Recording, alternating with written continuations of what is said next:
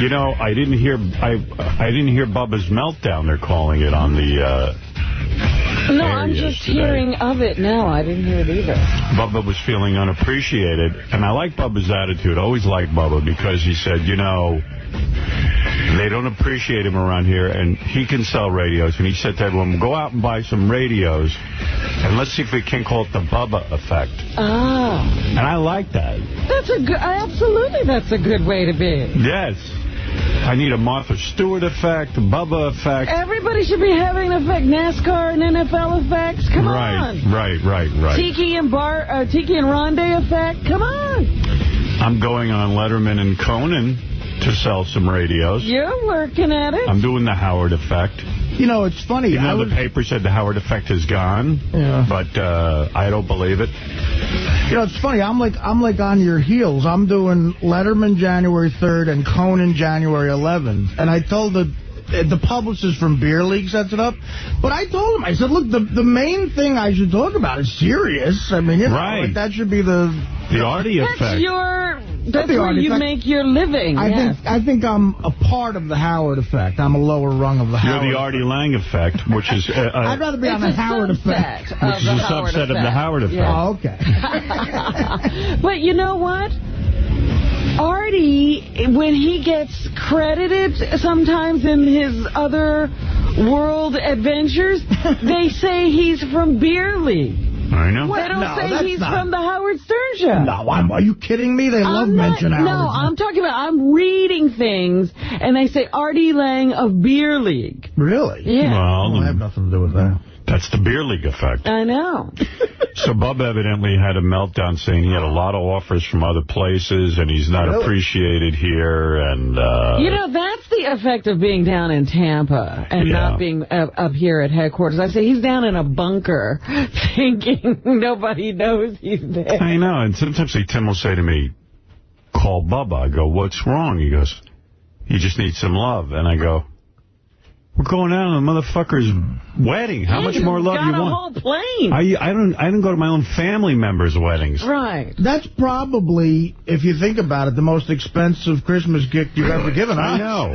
I thought, like, wow, I mean, that ain't showing the love. Right.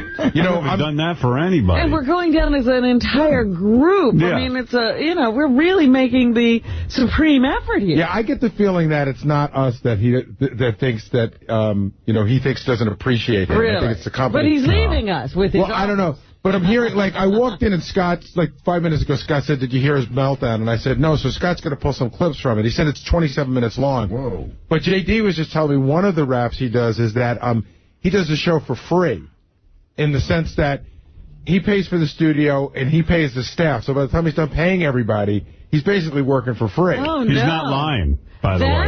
Wasn't there lying about paying? Or lying about working for free? He runs deficit. The only way he makes money is through, and I've talked to Bubba about this. He's told me this. Really? He makes money through, like, his .com and this and that. And he makes the Bubba Raw or whatever? Yeah, he makes a couple of bucks that way, but the show costs money to produce. He pays all his own people. So his operation is working at a loss for him? Just the show entity? Yes. Wow. Why did he work it out that way? Because when they hired him, he was over a barrel. I mean, nobody wanted him. He had been fired by Clear Channel. He was getting fucked around in the business. You know, he was considered too dirty or whatever. And things were bleak, and he had to get back on the air with his guys. His guys needed work. I mean, he wanted to keep his team together. Well, he was paying everybody's salary until they got back on the air out of his own pocket with no show. That's right. And no income. That was nice. That's pretty cool. Yeah, it is. He tried to hold his team together, and he did. And when I met with him, he came to me and he said, look, I'm on the balls of my ass, and the fact that you're meeting with me is really appreciated. And I said, listen, man, tell me what you want to do. Let's talk about it. How can we get you going? Well, there's a phone call you like getting. Afford dinner. I don't know. I know. Now I feel bad. I don't know. Maybe that's why we're having hors d'oeuvres. Oh, he's operating at a loss down there. Yeah, rough. That's the Tampa effect. Well, where'd you get all that money for that ring, then? I don't know. Maybe he stole it. You never know. That ring ain't real. Maybe he got Ralph to pilfer it. Did somebody say it was an $800,000 ring? Where did he get the money to pay his guys? I mean, he must have had a lot of money. He made a lot of money when he was in conventional radio. Well, at least he saved it. I give him credit for that. Yeah, he didn't blow it all. So, you know, the fact of the matter is management, if they're into him, they should say to him, hey, let's see if we can't help you out here. Well, is that why he's upset? It's the money, or is it the appreciation? I think it's a whole bunch of things. But you're right. When you're not where the action is, like when you're not in New York City. That's the problem. Yeah. He's isolated. He wants to be in Tampa, but he feels distant from us and from management. He feels underappreciated. When he was on radio, it was, you know, he was the center of whatever was going on. Right, he was the morning guy. And now he's an offshoot, and he's a million miles away. Yeah, I think it's got to be hard for him, too, that it's the Howard channels. And in one way, he loves it, and the other way, it's like, wow, Howard channel, Howard this. Well, I remember when he first went on, he kept talking about being a mark for you, and, you know, everybody was writing songs poking fun at him for kissing your ass all the time. So he's, you know, I mean, I think that's a lot for him to swallow.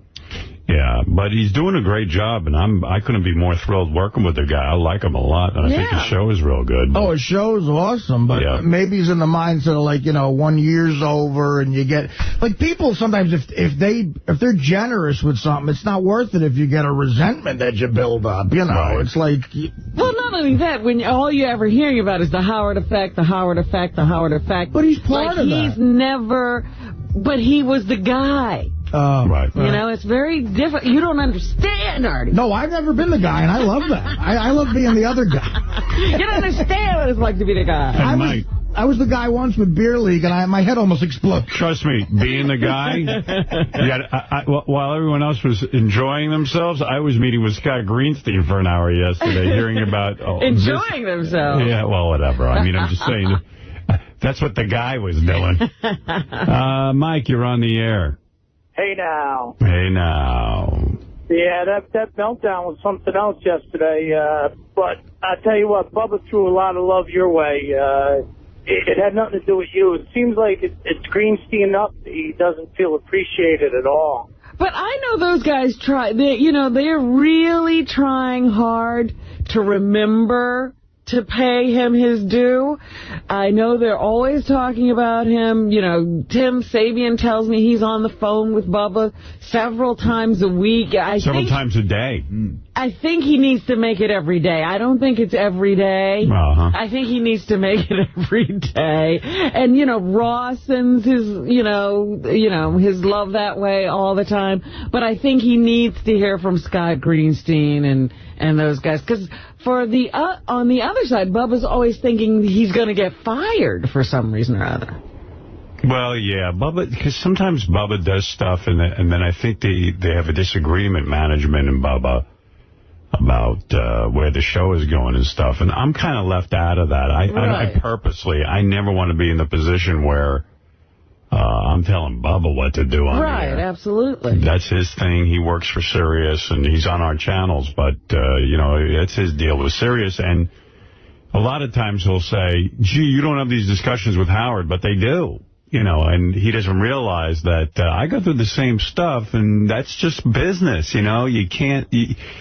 As free as Sirius Radio is, and there are no confines, there are some confines. I mean, there are some things in life, there are confines. You know, there's no such thing as total freedom anywhere. You can't just do anything you want. Yeah. Those guys were told to rap because they littered the other day. It sounded like 27 minutes of rectal-itch, to be honest with you. Really? What does that mean? He was squirming in his seat. There was probably liquid ass in his chair when he got up. Liquid ass. All right, brother. He was making some liquid ass. Thanks, Howard. Take it easy. I mean, I like having Bubba with us, and I love it. Part of the fight and all of that. And so I love having a team. You know, like we never had other people before. Now we got other groups of people. I don't know. You guys and Flo and Eddie were a team. I know.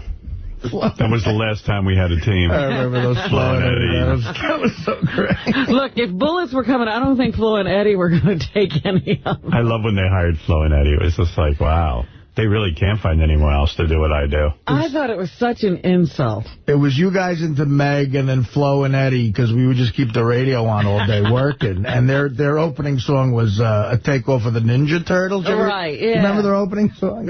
Turtle power, Flo and Eddie are the turtles. I just wanted to smack them. You know what? I don't think I ever heard the show. Never. Well, they played music. Yeah, I never listened to the rest of K-Rock. Yeah, we talked to one of them. Which one did we talk to? Flo. It was right before you guys went to alternative. It was all classic rock stuff. Yeah, Flo was a nice guy. Eddie was kind of creepy.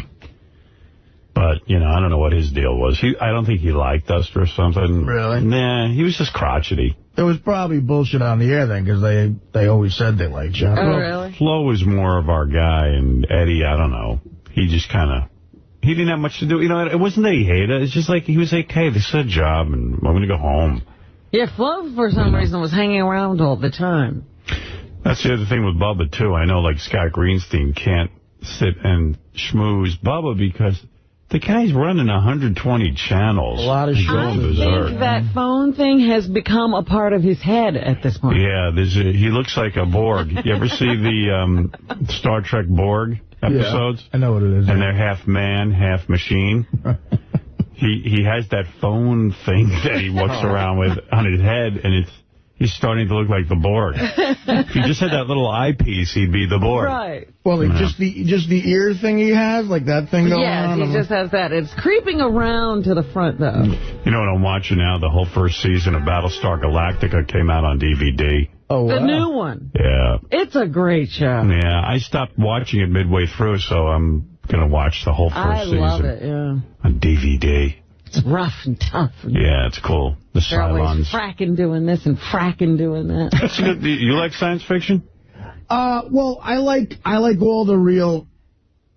Were you a Star Trek guy? Commercial stuff. But I like the movies for some reason. See, I love the Wrath of Khan. I saw it like 3 times in the movies, but I never watched it on TV. See, the Cylons were these machines that were meant to serve the 12 colonies. Right.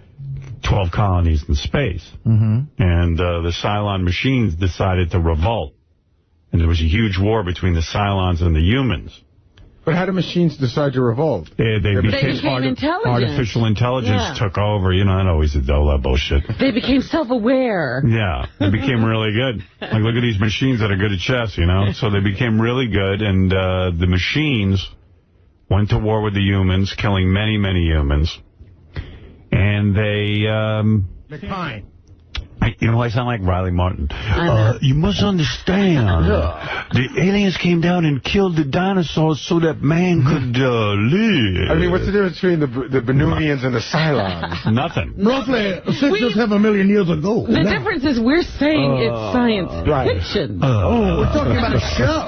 I should tell it like Riley. So, oh, yeah. And then these Borg motherfuckers. Oh, yes. That was the 13 colonies. So the Cylons became, they went off, there was a settlement made. Yeah, they had an agreement. Cylons were given their own world to go live on. And once a year, the Cylons and the humans would meet at this one spot. Right. That's where they would meet. And then for 40 years, the Cylons never showed up. No one ever knew what happened. But in the 40 years, the Cylons figured out how to look human. Really? And then they came back. See, I never got... I would hate that show just before you told me about that. That actually sounds very interesting. It's really interesting. It's a great show. Battlestar Galactica. Yeah. I never First season, second Essentially, in the future... I think they're in their 3rd season now on Sci-Fi. Essentially, we negotiated with washing machines, but very advanced washing machines. We had to sit down with them, and they beat the shit out of us. I never got near any of that stuff, like getting into it. I just remembered that my friend's older brother gave us hits of mess, and we went to see Star Trek, The Wrath of Khan, and when those things crawled in that dude... yeah, mescaline. No. And when that kid, well, we didn't know what it was, but when that thing crawled in that dude's ear, we were just like, wow. I found mescaline to be a great disappointment. I was like 15, and I don't know what it was. I hadn't had like a beer yet in my life, and I took it, and he just said it makes you happy, and I don't know what. I kind of freaked. Giggle. Yeah, but then I started to freak a little bit, and then, you know, but then I went back to see Wrath of Khan like 3 more times. Right. That's what I did with 2001. Well, that's what I did with the original Star Wars movie. I was so high when I saw the first Star Wars, I didn't know there was a story. I just liked all the visuals. Yeah, like the Star Wars I'm into, definitely, you know. Hey, I don't know if you're interested, but Scott's working on cutting up the Bubba thing, but while you're waiting, if you want, he put the whole thing on the page if you wanted to start listening to it. It's on the Gary preview page in yellow. Yeah, maybe we better hear exactly why the meltdown started. He starts out by saying, you know, unplug the phones. I'm working without a net here. Uh-oh. Oh, here's the deal, no net. Here's the deal. I got my taco. He did. He said, here's the deal. That was him. Here's the deal. Here's the deal. I got my Taco Bell here that my fine black man brought. I'm going to do my fireside chat next. And I'm going to do it with no safety net. He's so brave. Bubba, all he's doing is talking. He's so dramatic. But he's doing it with no safety net. No, he's a showman. You know, he's letting you know. He's got no safety net. He's a regular Walenda. Brent, I want you to unplug all the phones. Okay? This is a direct order from me. Okay? A direct order. Poor Brent. I wonder he has no hair on his head. Poor all of them, because Bubba's a tyrant. I know. It's a direct order. My fine black man brought me some Taco Bell. Well, Bubba's got the Bubba Army going, so. The Bubba Army is really like, picture like unsophisticated versions of me and Benji. All browbeaten. Yeah. I want you to unplug all the phones. Because I don't want corporate calling. And the only way corporate's going to be able to get a hold of me is if they dump me and cut to commercials quickly, because I'm not saying what they want me to say. Beautiful rebel. What the hell is coming? In other words, this is going to be it. This is... he's tempting fate now. He doesn't care what they do. Come get me, MFers. He is part of your effect, because this is part out of your playbook. No. This is Bubba's thing. Oh, okay. Don't. This is Bubba saying it the way it is. Bubba's fine without a net. You be quiet over You always had a net, I guess. There's a man with a net going to come lock Bubba up. That's why he doesn't have it. They usually wrap it around. Would have been funny if some guy with a net walked in and put it over Bubba. How great were the unsophisticated, politically correct old days where they just get a big net, just grab a wacko. Hey, you're cuckoo. Or have a long stick and just poke you with it to get you under control. Now we got to be nice to homeless people. The old days, you get a big net and just take them. I remember the great Mayor Kocher just wound them up in the middle of the night and put them in mental institutions. Well, they literally had, they would come at you with poles and chairs, just like if you were a lion tamer. And then, lawyers would come for the homeless and go, that's unconstitutional. And you go, no, we are helping them. You just had to grab a corner cop and go, Officer O'Leary, that guy spit on me. Get over here. Let me hear what Bubba's up to, really. Seriously, because the guy is upset. It sounds it. Yeah. Okay. So I'm going to tell you right now, before I go into commercials, if I don't come back, they're freaked the fuck out. Meanwhile, nobody's even listening. You know what's really funny? You know what I mean? What's really funny to me about Bubba... Scott Greenstein's got the headphones on. He doesn't even know what's going on. But yeah, he's still on the phone with somebody else. It's not like somebody goes, listen, you better tune into Bubba. He's freaking out. Don't worry about it. Yeah, did everybody come running down the hall? Uh-oh, Bubba said, here's the deal. Turn on your set. But you know what's funny about Bubba? He sticks to his clock, even without a net. He does. He does. The guy's a pro. He hits the hour. I'm starting a new website, Bubba Without a Net. And if I don't have an obvious out cue, which my obvious out cue, when I come back and I start fireside chatting here and telling you what's on my mind, my obvious out cue is going to be something to the tune. I can't predict what I'm going to... Scott Greenstein was in his office going, all right, listen, we better cut Bubba. God knows what he's going to say. Somebody get a net under that motherfucker. Say 30 minutes from now or so. And it may not be 30 minutes. It could go 50 minutes. It could go 9 minutes. But I'm wow. Oh, my goodness. What's he going to say? Now I'm into that. It's a good tease. I'll give him that. I heard Mel Karmazin was on the phone with Scott Greenstein going, Bubba's without a net. You better fucking unplug this guy right now. He's unplugged the phones. You know. Call the Army. Call up President Bush. We got to pull our troops out of Iraq. Scramble the fighters. Yeah. But, I don't know. It's like, I know Bubba's frustration. I've been there. You know, it's like he's not feeling the love and he's not feeling the... Wait, that money thing you just said, I had no idea about that. He's getting married. You know how much pressure that puts on a guy? He's irritable. The person I'm looking forward to when we go down to the wedding hanging out with is his mom. Boy, she's hardcore. She's like, my titties are big. Really? And, yeah, she's some...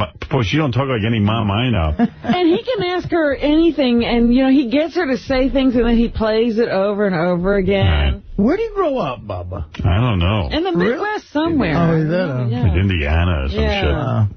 And he was complaining that the newspapers in Indiana don't embrace him. He's got all kinds of problems. He's so upset. Every time he tuned in, he's upset. Well, I told you the day the truckers were getting on his case, he walked off the show. He can't do that. Funny. Can't walk off the show. I'm going to commercials, and I'm going to say the following words, or something to this just. To this just. I think. All right, he's rolling. I love it. It's like Belushi in Animal House. Yes. Don't take it. Was it over when the Germans bombed Pearl Harbor? Germans? Forget it, he's rolling. Hell no! He's rolling. And it ain't over now.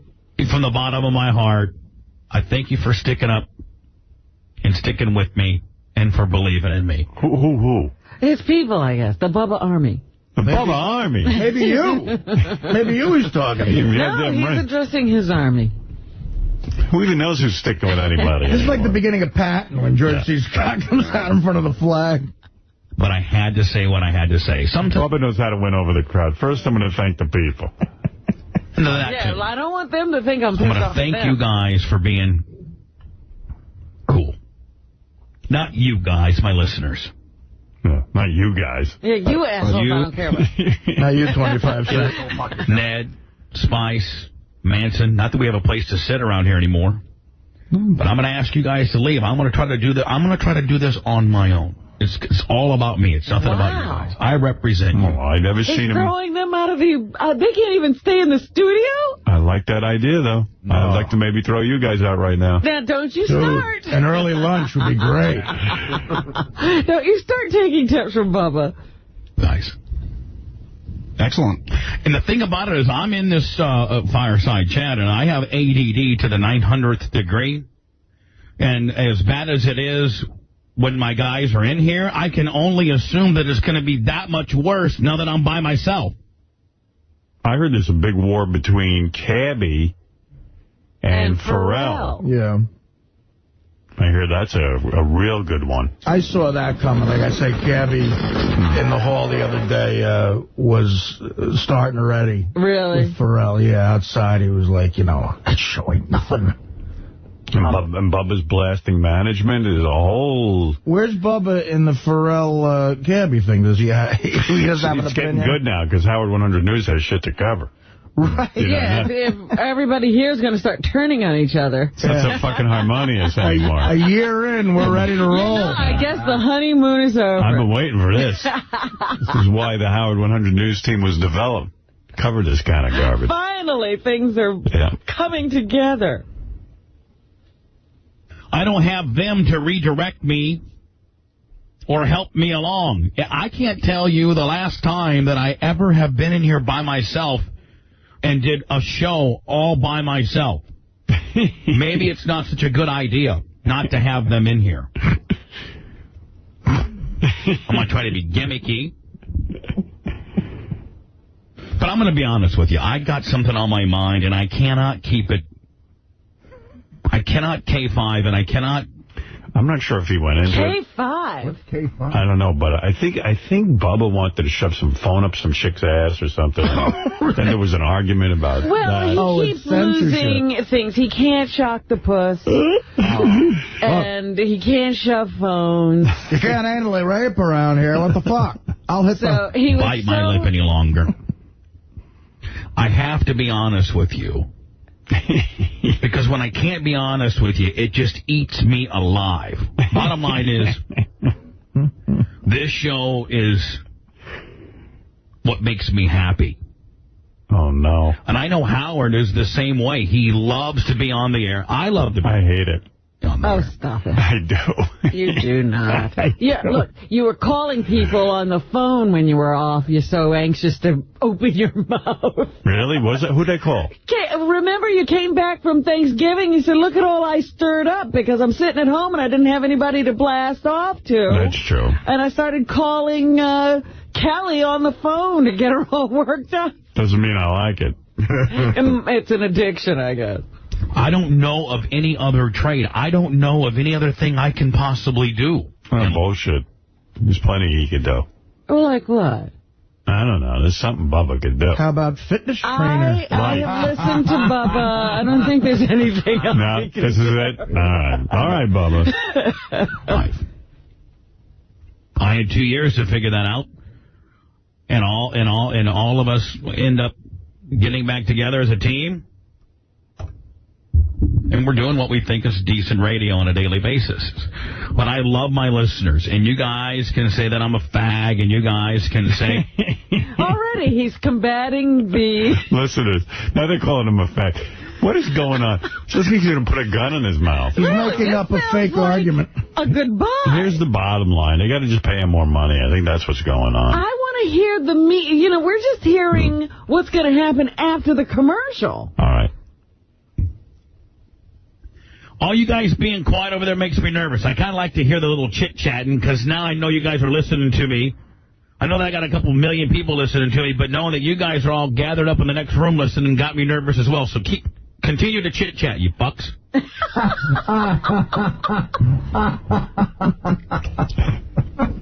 What was that, Ned? I thought they weren't allowed in. Yeah, he sent him out of the room. Now he's angry. I think Ned's in there. Now we need him back in there. Ned is always in there, I think.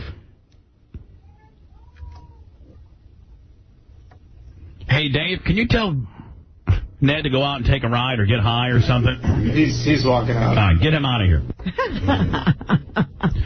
I don't want this to be gimmicky or nothing, so you guys just leave the building or just whatever, because knowing you guys are listening to me's got me fucking nervous. You guys are my infrastructure. You're my crew, and now I know that you guys are hinging on my every word, and it freaks me the... Hinging. Oh, my God. Oh. What does he mean, hinging? He means... anticipating his every word. Yeah, but there's a word he's looking for there. Hinging? Hinging, I think, well... Hanging. Hanging. Hanging, that's what you're saying. That might be the way you pronounce hinging in Tampa. I guess. You're hanging on my every word. But he's rolling. Hinging. Well, this is a long rap. It's like 20 minutes. Yeah, but does he ever go to the commercial, or does he roll for 20 minutes talking about what he's going to do after the commercial? I don't know. But you got to listen to Bubba to find out what the hell's going on. I'm dying to know what's on his mind, what's up his ass. Jerry, you're on the air. Hey, I was dying, too. It was a 20-minute commercial. And listen, I'd listen to Bubba every day because he is a funny son of a bitch. But that was so full of bullshit. He needs to sell Bubba Army boots so I can get shit on my feet. But listen, I love Bubba. He's funny, man. The guy is funny. He's a good guy. No doubt. We love him. Well, we love him. Yeah, he's cool as hell. All right, there you go. Eric, go ahead. You're on the air. Eric? Eric's gone. It's too bad. I'm sure he had something important to say. Let's go to Chris. Chris, you're on the air. Hello? Hey. Is this me? Yeah. Hey, yeah, I was just wondering, Does Bubba know what a love sponge is? I'm sure he does. I mean, I'm sure he's researched the name. Why would he change his name to... Do you know what a love sponge is? No. A love sponge is it's like a rag that a prostitute carries with her to clean out cum in case, like, the rubber breaks. Well, I'm sure he knows that. It's probably meant to be funny. Right. I don't know. That just kind of... It's like calling yourself a douchebag, you know. But to legally change your name to douchebag? Well, I don't think he's legally Love Sponge. He's Bubba. His legal name is Bubba the Love Sponge. No, his name is Bubba Clem. Oh, okay. Well, I thought he legally changed his name to Bubba the Love Sponge. No, it's his radio name, Bubba the Love Sponge. It's a catchy name. Okay, I got you. Yeah, all right. High pitch. Hey, Howard, how are you? All right. So you're on Letterman on Tuesday, right? Yes. Oh, I'm bringing the whole army out there. AA, Irish John, the Edited Focus guy. We're going to be there to support you. Look at your scary army. Yeah, I got an army, too. My army will go up against any army. Led by General High Pitch. I'm making you general of the Howard Army. Hey, Howard, that's fine with me. I mean, we're there to support you each and every day, and we support Sirius Satellite Radio, too. Right. Lucky Sirius. The greatest Christmas gift ever. I am... Scott Greenstein was giving me a rap about how Sirius Satellite Radio is the greatest Christmas gift ever because he's preparing me for Letterman, you know, and he thinks that Letterman's going to have me on and I'm going to... Spend the whole time talking about Sirius. Dave, you mind if I tell you why satellite radio is the greatest Christmas gift ever? Do you think that might be of interest to your audience? He goes, no, I know you can't say that, but you should try to slip it in somewhere. I said, well... I don't know, man. Well, we'll get to your radios, but first. Yeah, I said, you know. But anyway, he did make a good point, and he's right. That, like, when a woman has to buy, or even a guy has to buy a gift for someone else, he was saying that the iPod doesn't have any content. Mm-hmm. Yahoo doesn't have any content. You know, it's basically a search engine. He goes... We're one of the few content providers. In other words, the thing's the stiletto, anyway, is the size of an iPod, and you get all that content. That's right. All you have to do is turn it on. You don't have to download stuff into it first. And plus, anybody who was even a casual listener of ours would want to hear us again. That's his theory. So... I need you all to leave the room. I'm doing the Bubba thing. I'm ready to go. You're ready to go. Just tell me how far, because I can get really far away. I want to go before the famous Amos is out of the vending machine. It's gone by 7:30 usually. Oh, here, according to the Internet, Bubba legally changed his name to Bubba the Love Sponge Clem. Yeah, Really? I had heard that, too. I didn't know the Love Sponge was part of the name. And the judge said when he was changing it, do you know what a love sponge is? That's what a whore does to wipe up the cum juice out of her pussy. Yeah, I know it. Do you really? Take that back. There is a God. When you read the as far story, as James Blunt's concerned. Right. He likes James Blunt. That's what we've learned. I wonder if James Blunt's in bed and goes, you know, Jesus Christ, she's the best friggin' lay I ever had. I hate to think this, and I'll never admit it out loud, but thank God for the tsunami washing that boyfriend away. Like, you ever think he says that to himself? Maybe, yeah. When he's singing it's You're Beautiful, he's talking about the tsunami. Right. You're beautiful. It's true. Wow. You washed away on a sunny day, and you washed right into my arms. What a pussy song, too. Yeah. If you read the story, it was almost like she and he looked at each other, and then he was gone, you know, and she grabbed onto a tree. Right. I mean, let's honor this guy by Petra can't fuck some guy for 10 years. Jesus Christ. The guy loved her. He was about to marry her. She should be beside herself. Remember, she was going to devote her whole life to, you know, raising money. Yeah. She thought modeling was stupid. Yeah, she's right back to modeling and dating rock stars. Right. She forgot that she's a big dummy. James Blunt's like, I'm so sorry about your ex-boyfriend. He's dead, they said? What? Oh, that's so sad. I was going to devote my life to charity and helping people, then I remembered I'm a big dummy. An actor who starred as the Beast in the hit Broadway musical Beauty and the Beast is facing charges that he sexually abused a teenage girl. Oh, stop that, Gilbert, more than 5 years ago. The stage actor's name is James Barber. He has pleaded not guilty to the charges in court. That happened yesterday. He claims it was all the girl's fault. But I love this. There's definitely a portion of people out there who really think that's Gilbert laughing. I know. It is. But right, he's not here really responding to that story. Unbelievable. I'm still thinking about 𝗦𝗵cie𝘄𝗿𝗍 banging that guy. I knew that would get you. That's a bad, it's getting me crazy. bad story. You're beautiful. You're beautiful. You're beautiful. It's true. Outside your sight, in your Saudi state, and I don't know what to do. Good, smoke crack, kids. Yeah. Never see you still. Beautiful, it's true. Oh, Petra. I'm so sorry. Your boyfriend died in the tsunami. Oh, it feels so good. Your mouth on my penis. Let me wash you away in my jizz. Da-da-da-day, sun gone down, Santa said gone, gonna move on. They don't know, there we go night, gonna go tile, gonna flow white. Da-da-da-day, Santa till night, gonna gone down. What?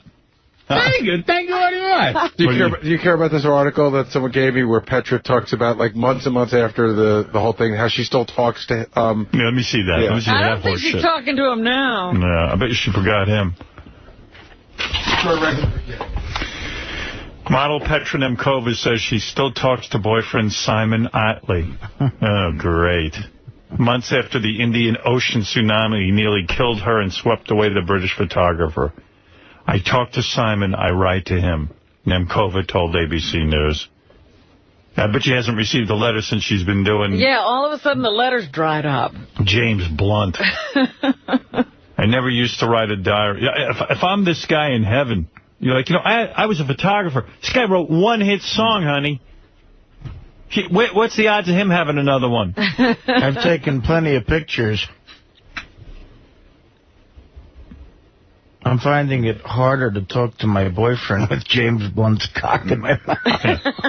Hello, Ryan. Who was that guy from Canada who had the long curly hair who wrote that one hit song that was a beautiful love song? Dan Hill. You know what, honey? He's another Dan Hill. What was that song, Fred? Sometimes when we Sometimes when we touch. That's Dan Hill. And there's only that one, right? I want to hold you until... And I have... Yeah, James Blunt's the new Dan Hill, and you're fucking this guy? And I died in the tsunami? That's why you know there's no heaven. Because what happens when she dies and this guy's waiting in heaven? He's still waiting for her. She's up there with James Blunt. Yeah, she's like, I'm sorry, I can't be there. I'm waiting for James Blunt to die so he can meet me here. I'd rather hurt your arms. I wonder what happened to this cat. I bet you he got laid for 10 minutes. Gary had that story about where he was like, you could hire him to actually sing for you. Like, I guess he hired him to, like, he had a carriage going through Central Park. And he hired the guy to, like, sing. Gary knows this. He tells the story a lot better than I can. That's the end. Oh, my goodness.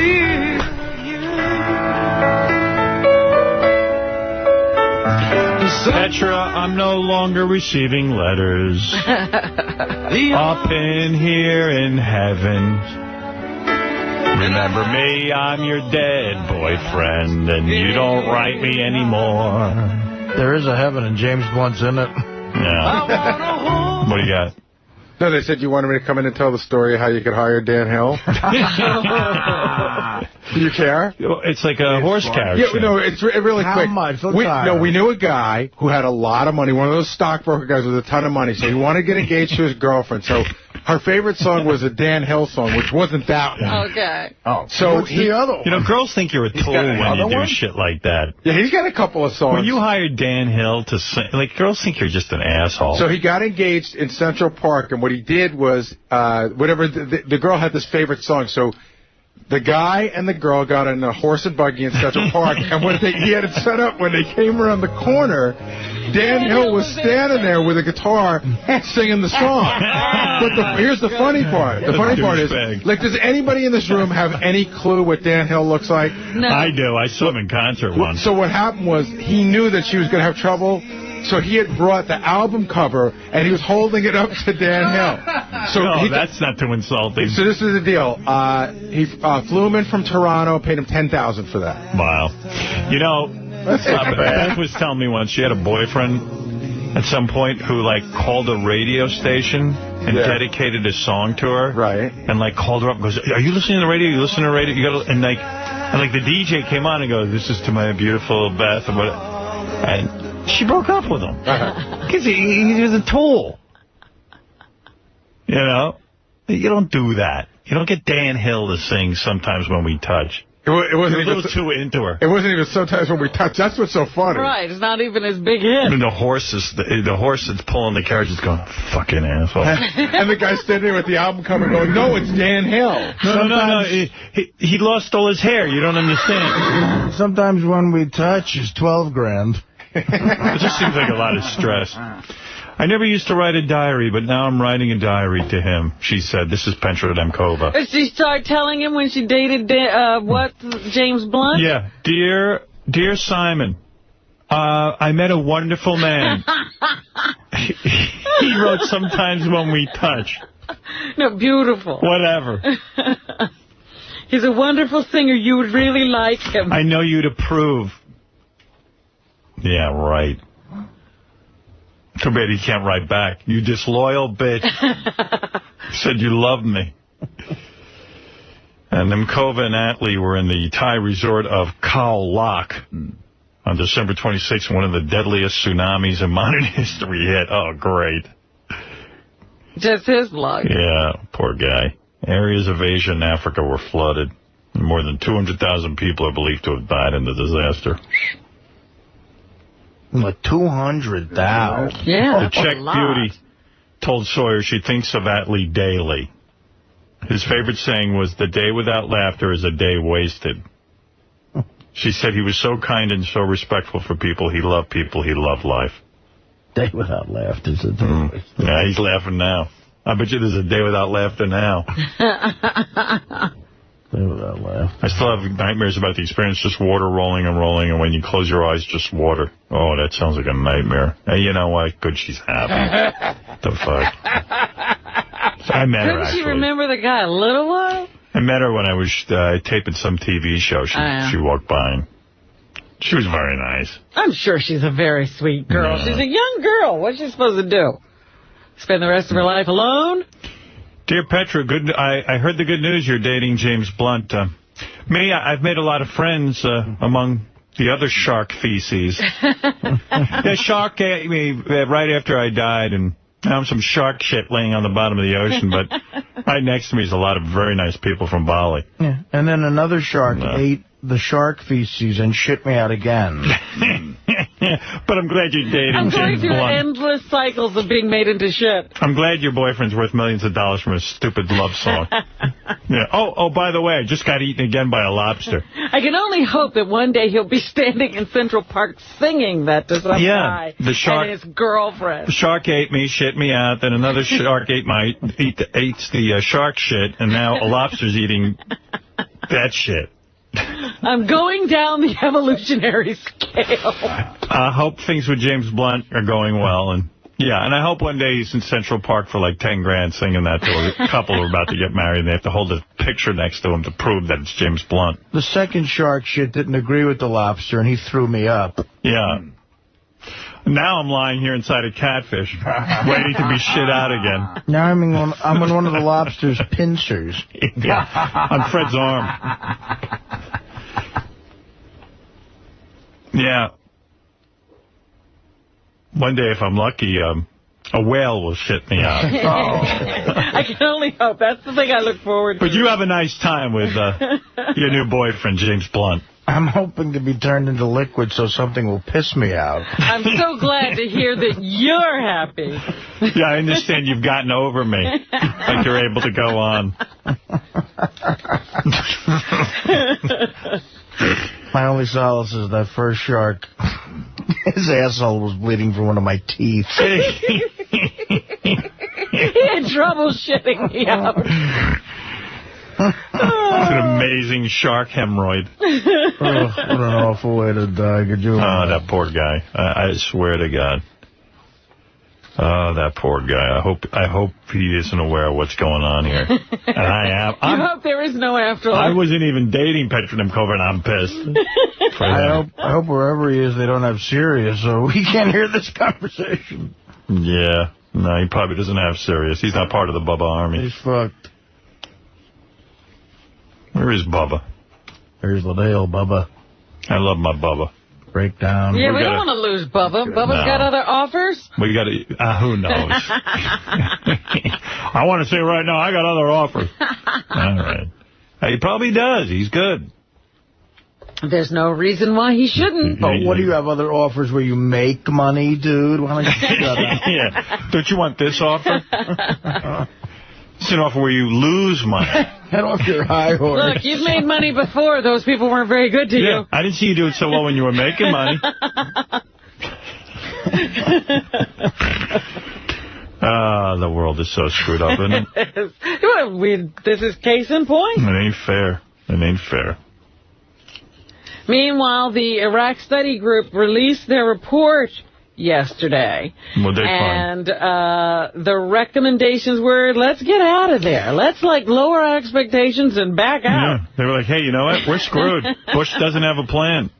So here we go. Here's the Secretary of State, former Secretary of State under the first George Bush, James Baker. He was the co-chair of the commission. And he says... movement away from combat operations for U.S. forces and a rapid increase in American efforts to train Iraqi forces is one of the best ideas they've come up with. Because Iraq's major cities are peopled by a mixture of warring groups, a disorderly devolution would likely result in a humanitarian disaster. That's why we can't cut and run right now. Yeah, we don't want to have people just streaming out of the country, refugees going everywhere. Baker also says Iraq must be in discussions with neighboring countries. Right. Number 8. Of course. That support group should include Iraq, of course, but also... What do you think? Iran's not going to come streaming in there the second we leave? Of course they are. We might as well set it up. The whole thing's... I don't even want to talk about it, man. Oh, stop with your don't want to talk about I'm just bummed out, man. What does he care? You know, it's just funny. I have it on good authority that James Blunt does have a Sirius satellite radio, and it is working. Yeah. And while I'm sure he didn't hear this one, I'm sure maybe someone will call him, will hear it on any of the 7 replays. Well, hey, man, look, good for him. I'm just saying, the guy... We're congratulating him. It's just sad for the guy who got washed away. Yeah, I feel bad for that guy Simon, that's all. I just feel bad for the dude. Yeah, it turns out that James Blunt is God's favorite. Right. I forget it. Anything else, Robin? Baker says we can't go on the same way in Iraq. We do not recommend a stay-the-course solution. In our opinion, that approach is no longer viable. And he says troops must remain there for a time. We can't just leave immediately. Number 10. We also did not recommend a precipitous withdrawal of troops because that might not only cause a bloodbath, it would also invite a wider regional war. Here's President Bush. He was not extremely happy with the report, but he says he does see some good ideas in it. Number 1. There's some very good ideas in there. Not all of us around the table agree with every idea, but we do agree that it shows that bipartisan consensus on important issues is possible. Here's one of the troops, PFC Scotty McDonald. He says only one sect can prevail in Iraq. It's either going to be Shiites or Sunnis win. They're going to kill each other. And what about the Kurds? Eventually one of them will win. All right. Now he says the Kurds are already out of it. Here's Sergeant Wayne Dennis. He said it may be impossible for the U.S. to leave Iraq. The reality of it is, if you don't have combat troops here, then the violence is going to spike. And so what? What are we supposed to do about it? Well, it's our mess now. We broke it. Here's a guy named Bill Kristol. Billy Crystal? No, it's not Billy Crystal. It's the editor of the Weekly Standard, Bill Kristol. He is very critical of this report. He says... you look marvelous. Says this report is about being defeated, not how to win. This is a way of mitigating... We are defeated. Let's come on, let's look at reality. There's no taming these people. Defeat, and that's what this report is about. Now, look, if that's their conclusion, they should say it, and then we should have an honest debate about how to extricate ourselves by doing the least. They did say it, and you know what? People got to say shit, you know? I mean, everyone's all uptight about admitting defeat. Well, it was funny. I was watching Hannity and Combs last night, and Hannity was trying to get this general who used to lead the troops to say, hey, you know, nobody's willing to say, but we still have to seek out a victory. And the general said, you know what? Hey, Sean, you're high. I'm not going to say that. I'm going to say we can have a successful situation go on here, but I'm backing away from this word victory. Here's Crystal saying this is a report just to show that Democrats and Republicans can get along. The key is to win the war, not to have everyone sitting around Washington feeling good that, hey, we've got a bipartisan document. What they're trying to say is there's no way to win the war. Why can't these guys, these conservatives, accept it? Well, these armchair warriors, none of them going fight. over to fight anything. If you think you can win, get over there. What are you doing here? It'd be funny if...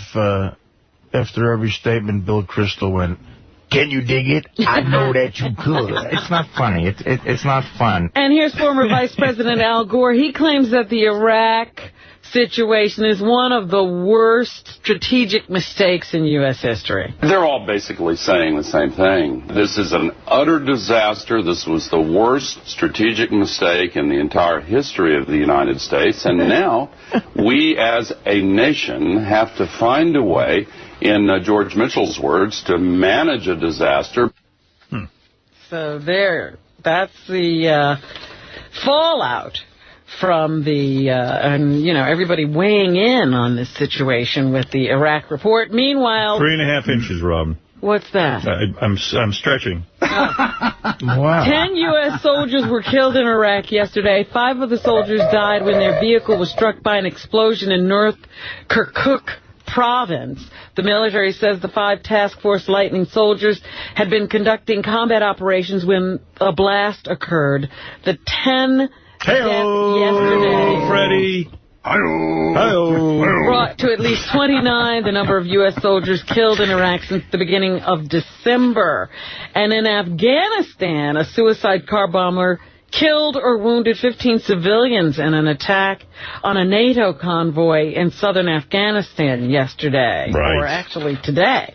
Hey, now. And they are saying that if we don't make sure that we get things done in a proper way in Afghanistan, that country, too, could become destabilized. The former UN advisor Barnett Rubin told a forum of Afghanistan held in Washington that President Bush must work with Iran and Pakistan if he hopes to stabilize that region. In a proper manner. You got to talk to everybody in the region, apparently. Hey-oh. You can't just go out and do these operations on your own. Meanwhile, as we said, scientists were crowing yesterday that they found water on Mars. In photographs. They haven't even gone. But here is Bill Christensen, who's a Mars researcher, who says the thinking about Mars has evolved. 10 years ago, Mars scientists were talking about water billions of years ago. 5 years ago, these gentlemen were talking about water. I've had proof of life on Mars for years. I got Fred right here. See? Just ask me. They ignore you. Ask him and his scorpion. So, yeah, they're saying that that's a wonderful thing to see that there's actual water on Mars right now, not in the past. Jenny McCarthy said to Playboy magazine, or is it Extra? She told Extra, actually. It wasn't Playboy. She was a Playboy playmate. She told Extra that she and Jim Carrey, her boyfriend, are not getting married anytime soon. No kidding. We're happy with the way things are. Yeah, because she's going to leave her because she's got kids and stuff. We have no plans to get married. The couple attended the Tom Cruise and Katie Holmes wedding. What she said is, I wish Jim was Howard Stern. Also in the Between news, the lines. Jenny McCarthy, look at the life. She's at the Tom Cruise wedding now. Yeah. It's a broad. yeah, she's not there without Jim Carrey. Yeah, but think of the life she could have with me. She'd be in bed by 8 o'clock. Yeah, I know. But she begged that A-lister fucking broad. Yeah. Just two wacky faces away from being a Hooters waitress. Lucky. Call this the Bitter Guy Show. Lucky. Farrah Fawcett is saying thank you to her fans. She has finished her... Yeah, now she's thanking her fans. She looks like a cougar. Oh, man. She looks like that thing on Ronnie's arm. Thank your fans when you're fucking hot, all right, honey? Right? Yeah, all right. Yeah. Absolutely. Look, yeah, she said she has finished her chemo.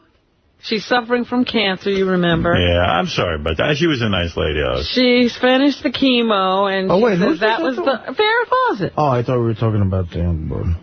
What? Who? I thought we were talking about... For some reason, I thought you said Mariah Carey. No. Huh? Anyway. She looks like a cougar, She's completed her treatment. She's happy the hardest part is over. And she has been inspired in one way or another over the years by her fans. And they have done a lot for her, encouraging her, helping to keep her strong during the last And I feel bad. Was she had cancer during that Shatner roast? I'm thinking about the shark shit in that poor bastard. That tsunami. I turned into shark shit. I get angry about everything. I can't. Mario Lopez from Dancing with the Stars. Number one, he is signing a holding deal with CW to develop a show for the 2007-2008 pilot season. He should do one based on his real life where he's engaged to a hot chick and he fucks chicks on his honeymoon. Yeah. Or he develops a show specifically tailored for the actor. And then I was also reading a little blurb that says he has become a couple with his dancing partner from the show. Karina. They're a couple. Couple of annoying. So they are together. Mel Gibson has this movie, Apocalypto, coming out, and there are a lot of people Gibson's Apocalypto. speculating. The budget on the film apparently was $50 to $80 million. Mel Gibson's Apocalypto. Let's get the Jews again. Everyone support Mel. It's in the Yucatec language this time. And there are a bunch of...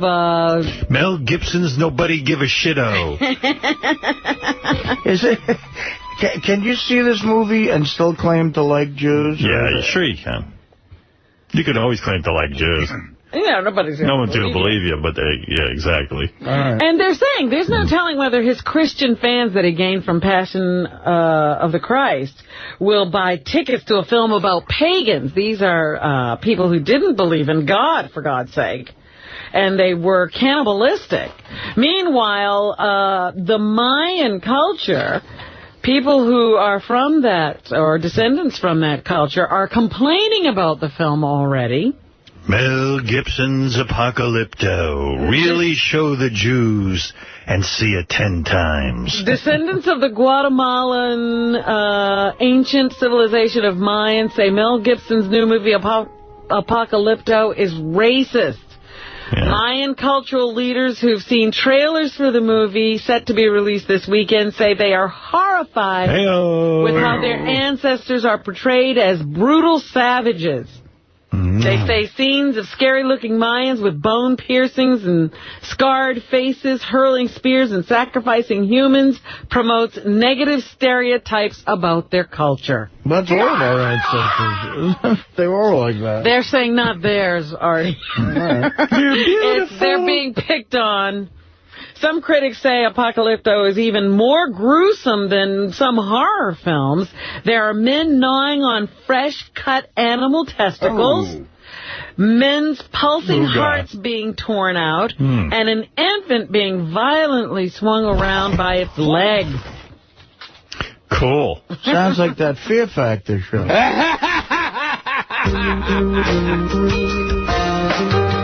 You're beautiful. You're beautiful. You're beautiful. It's true. Now, this is something I suppose, I hate to say it, but I've always wanted to read this. Action star Jackie Chan has been injured while filming Rush Hour 3. Good. Good. Maybe they'll stop those horrible movies. That's right. movies. You're supposed to be an actor. I love those interviews with him. I do all my own stunt. Well, of course you do. What else are you good for? You can't fucking act. So what? Of course you do. I do all my own stunt. Oh, Jackie, isn't that dangerous? Yeah, who can? He's a stunt man. Chris Tucker's in it too again? Sure. He's 52 years old. Hey, motherfucker, what you do? Me do a stunt. That's the movie. Still doing his own stunts in his films. He suffered numerous injuries during his acting career. They include a brain hemorrhage, a dislocated pelvis, and numerous broken bones. He was a do-own stunt. Hit in the chest with a table while shooting a scene for the movie. All right, Jackie, in this stunt, we're going to put a table through your chest. All right, I do my own stunt. Anybody worried about Jackie doing his own stunt? No, go ahead, hit me, hit me. Hit me. I tell Oprah, I do on stunt. Oprah, scene where I get chest knocked out by desk. I do myself. I don't believe you do your own stunt. You don't believe? I go run into traffic now. The car hit me. Fucking asshole. He had to go to the hospital. They say no serious damage was done, but he is in a lot of pain. I do on stunt. They're good. Because you're such a great actor, no one wants you to get hurt. Go ahead, shoot me. I do on stunt. Shoot me. Real bullets. Jackie Chan and Chris Tucker, I like their TV show, Nip and Tuck. Hey, motherfucker, what's happening? I do on stunt. I do on stunt. The whole movie. Get somebody to act for him. Right. Yeah, really. I like that one where he puts on a magic jacket, and then he can... Oh, what a horrible film that was. He can do karate. What was that? That went under my radar. The Tuxedo. That was good movie. I put the finger in electric socket. Real for real on stunt. Wow, you put your finger in an electric socket. Yeah. You put on the magic jacket. Yeah, I put it on. Jackie Chan do on stunt. All right. I go put head in microwave oven, turn it on. I do my own stunt. National Geographic. One day we got to get that guy in here. Just take a microwave oven, shove his head in a microwave, and see if he does his own stunt. I put head in blender. Good. National Geographic Channel has a special coming out this weekend. It's called In the Womb Animals. And they say it's fantastic. I can't wait not to watch that. Who cares? Like I want to see In the Womb. It actually shows you like an elephant in the womb. No, they don't. It's like a cartoon of it. No, it's a graphically, computer graphic. Computer digitally generated image that'll actually show you from... Oh, we don't even go see elephants for real. Sonograms and all that stuff. What it looks like when an elephant is in the womb. You know what it looks like? It looks like a little elephant. A dolphin is in the womb. It looks like an elephant, except smaller. And it'll show you what it does in the womb. You know, you can actually see movement. They start swimming. They even have dogs, and they say dogs start learning how to pant and all that kind of stuff. Oh, wow. They say it's fascinating to watch and definitely a TiVo moment. I'll be watching my Battlestar Galactica first season DVD set. Meanwhile, Oscar buzz is beginning to be heard.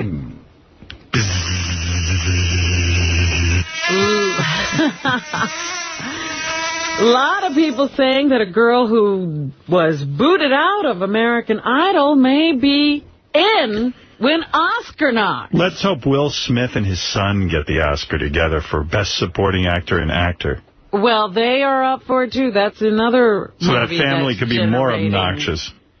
Generating buzz. And guess what? Will even says the son is a better actor than he is. Oh, yeah. That's hard to He's learning from his son. But that Jennifer Hudson, they say, steals the movie Dreamgirls from the big stars. She can have it. I don't even know who that is. She was in American Idol. You'd recognize her. Was she the big, fat girl? Not the one that was from the last season. She was one of the heavier girls, though, but she had a really great voice. I don't remember. You would if you saw her. Right. And they're saying she steals the show from Beyonce. They're also saying Eddie Murphy does an incredible job in that film. Meanwhile, Blood Diamond is a new Leonardo DiCaprio movie coming out.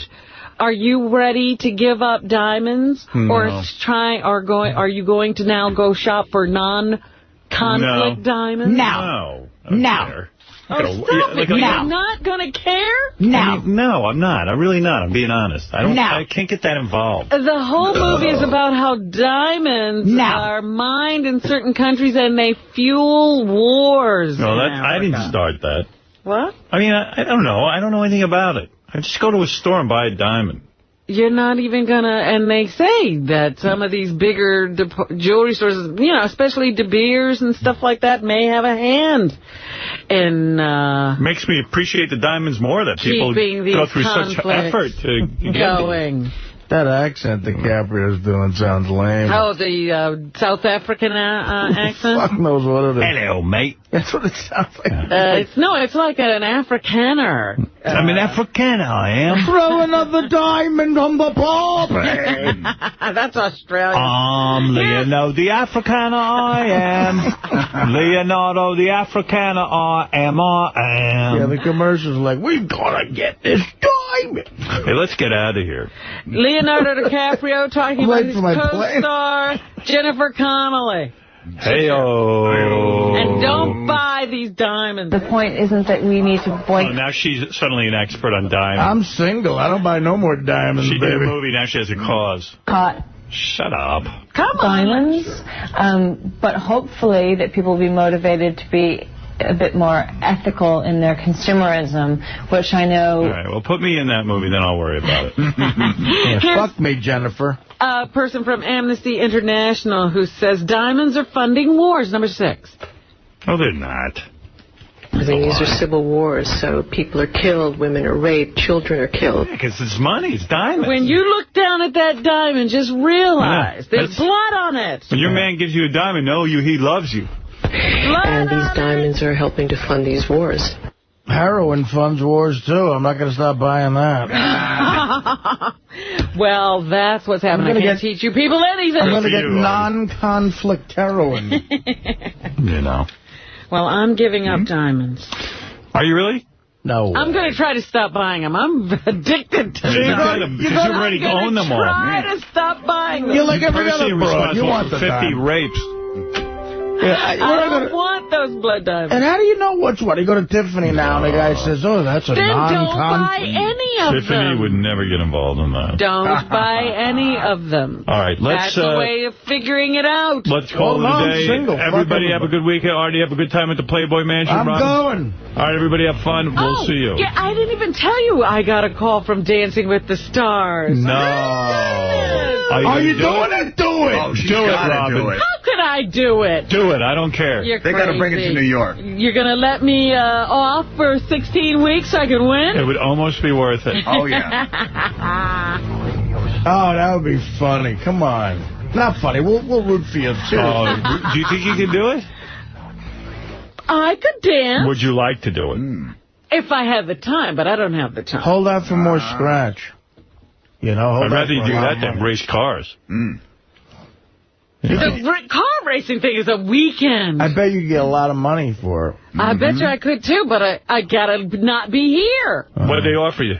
I haven't even discussed it because the time constraints would be... Well, tell them to discuss it just so we can find out the money offer. Why don't we all just take the 16 weeks off, and then we'll come back and resume. We'll all dance. Yeah, this is serious. They don't care if we take 16 weeks off. Here's the deal. All right, we got to get... What? Real quick plug hour, please, for me and Richard. Hurry up, man. I got to get out of here. Sorry. Lakewood Theater with Bob and Julie this Saturday in Dallas, Texas. All right. Thank you. All right, thank you. I'm going to be knee-deep in 𝗦𝗵cie𝘄. Yeah, Artie's about to bury himself in Playmate. Let's go to L.A. for the winter, and you can be on Dancing with the Stars. There you go. That's how I could get it done. All right.